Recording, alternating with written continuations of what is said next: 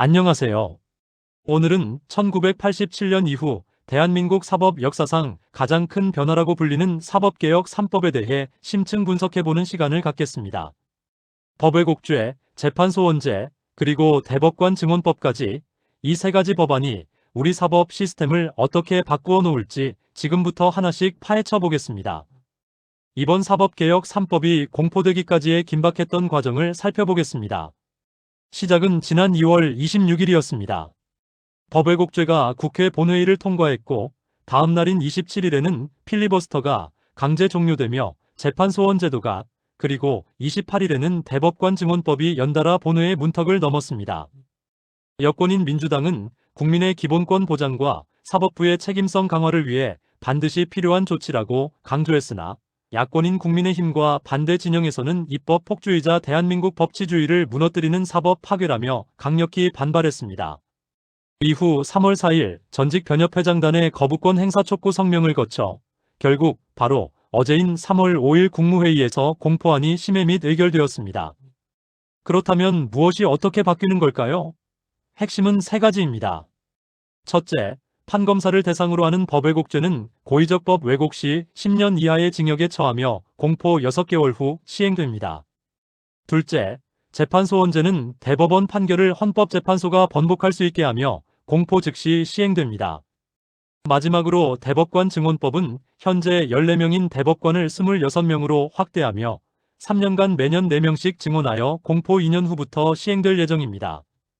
이번 개혁의 가장 큰 핵심 중 하나는 바로 재판소원제의 도입입니다.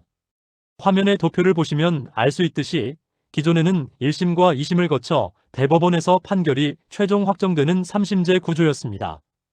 하지만 앞으로는 대법원의 최종 판결 이후 30일 이내에 헌법재판소에 소원을 제기할 수 있게 되어 사실상의 4심제가 운영됩니다. 헌재 결정에 반하는 재판이나 적법 절차 미준수, 그리고 헌법 및 법률 위반으로 명백한 기본권 침해가 발생했을 때 국민이 마지막으로 기댈 수 있는 안전장치가 하나 더 마련된 것입니다. 재판소원제 도입을 두고 대한민국 사법부를 이끄는 두 거두, 대법원과 헌법재판소는 정면으로 충돌하고 있습니다. 먼저 대법원은 이를 위헌적 발상이라며 강력히 비판합니다. 3심제의 근간을 훼손하고 사법권 독립을 침해하는 행위이며 대법원의 최종 판결에 불복해 재판을 거듭하는 것은 그 자체로 헌법 위반이라는 입장입니다. 반면 헌법재판소는 이번 개정안이 합헌임을 강조합니다. 사법권의 독립도 무제한적일 수는 없으며 국민의 기본권 보호가 최우선인 만큼 명백한 침해가 발생했다면 헌재가 다시 판단하는 것이 타당하다고 맞서고 있습니다. 양측의 양보 없는 논쟁 속에 사법계의 혼란은 가중되고 있습니다. 재판소원제를 바라보는 시각은 극명하게 엇갈립니다. 먼저 긍정적인 측면에서는 억울한 국민을 위한 마지막 비상구가 마련되었다는 점을 꼽습니다. 법원이 헌법과 법률을 제대로 준수하는지 헌법재판소가 한 번 더 살피게 됨으로써 사법부에 건강한 긴장감을 부여할 수 있다는 기대입니다. 하지만 우려의 목소리도 높습니다. 대법원과 헌재 사이의 해석 충돌로 재판이 끝나지 않는 이른바 무한사법 핑퐁 현상이 발생할 수 있고, 이로 인해 소송 종결이 무한정 지연되며 국민의 소송 비용 부담만 폭증할 수 있다는 지적입니다. 무엇보다 대법원 확정 판결의 권위가 실추되어 법적 안정성이 훼손될 수 있다는 점이 가장 큰 쟁점입니다. 사법개혁의 두 번째 핵심 축은 바로 법외국죄입니다. 이는 그동안 난공불락의 성역으로 여겨졌던 사법부의 의사결정권에 대해 엄격한 형법적 견제를 가하겠다는 선언입니다. 법안에 따르면 판사나 검사가 자신의 권한을 이용해 법령을 고의로 잘못 적용하거나 증거를 조작 및 왜곡할 경우 처벌의 대상이 됩니다. 특히 그 처벌 수위가 10년 이하의 징역 또는 자격정지로 매우 강력하게 책정되었는데요. 법관의 양심과 재판의 독립을 보호하면서도 동시에 사법권 남용으로부터 국민을 보호하겠다는 강력한 의지가 담겨 있습니다. 법외국죄 도입을 바라보는 시선 역시 뜨겁게 교차합니다. 먼저 기대되는 효과로는 그동안 견제받지 않았던 검찰의 기소권과 법원의 재판권에 대해 실질적인 통제 장치가 마련되었다는 점입니다. 이를 통해 사법 시스템의 공정성을 확보하고 추락한 대국민 신뢰를 다시 회복할 수 있을 것으로 기대됩니다. 하지만 우려의 목소리도 만만치 않습니다. 무엇보다 왜곡의 기준이 모호하여 죄형 법정주의의 명확성 원칙을 위배할 수 있다는 논란이 있습니다.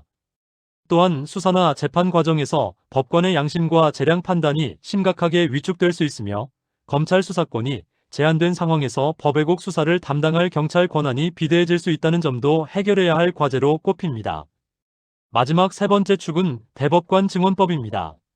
현재 14명인 대법관 수를 26명으로 대폭 확대하는 것이 골자인데요. 2028년까지 3년간 매년 4명씩 단계적으로 증원될 예정입니다. 이렇게 대법관 수를 늘리는 이유는 명확합니다. 현재 대법관 1인당 연간 수천 건에 달하는 그야말로 살인적인 업무량을 해소하기 위함입니다. 이를 통해 사건을 제대로 들여다보지 않고 기각하는 심리불속행 기각을 줄이고 국민이 대법원에서 더욱 충실하고 신속하게 재판받을 권리를 실질적으로 보장하겠다는 것이 이번 증언법의 궁극적인 목표입니다. 대법관 증언을 바라보는 시각 또한 팽팽하게 맞서고 있습니다. 긍정적인 측면에서는 만성적인 상고심 사건의 처리 지연을 해소하고 민사 등 일반 사건에 대해서도 더욱 깊이 있는 심층적 심리가 가능해질 것으로 기대합니다. 또한 대법관 구성이 다양해지면서 판결의 외연이 넓어지는 효과도 거둘 수 있습니다. 하지만 우려의 목소리도 매우 큽니다.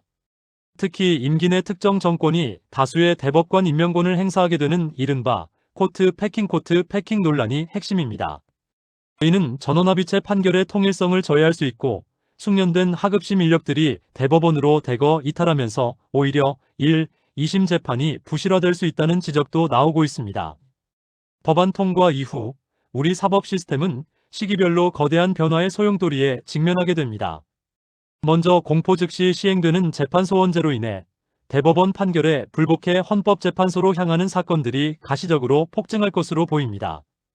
이어 6개월 뒤 법왜곡죄가 발효되면 판사와 검사를 대상으로 한 고발과 수사가 본격화되며 법조계 전반에 긴장감이 고조될 것입니다. 마지막으로 2년 뒤 대법관 증언이 시작되면 대법원의 인적 지형이 완전히 바뀌는 것은 물론 재판연구관 등 하급심 핵심 인력들의 대이동이 시작되며 사법부의 구조적 재편이 완성될 것으로 예상됩니다. 지금까지 살펴본 사법개혁 3법은 사법부의 책임성을 높이고 국민의 기본권 보장을 강화한다는 강력한 명분을 가지고 있습니다. 하지만 그 이면에는 소송의 지연, 법적 안정성의 훼손, 그리고 무엇보다 사법부 독립 침해라는 거대한 리스크가 동시에 공존하고 있습니다. 이제 대한민국의 사법부는 한 번도 가보지 않은 길을 걷게 되었습니다. 새롭게 도입된 제도들이 현장에 연착륙하고 부작용을 최소화하는 일은 우리 사회가 함께 풀어가야 할 거대한 숙제로 남아 있습니다. 이번 변화가 진정한 정의 구현으로 이어질 수 있을지 우리 모두의 지속적인 관심이 필요합니다. 시청해주셔서 감사합니다.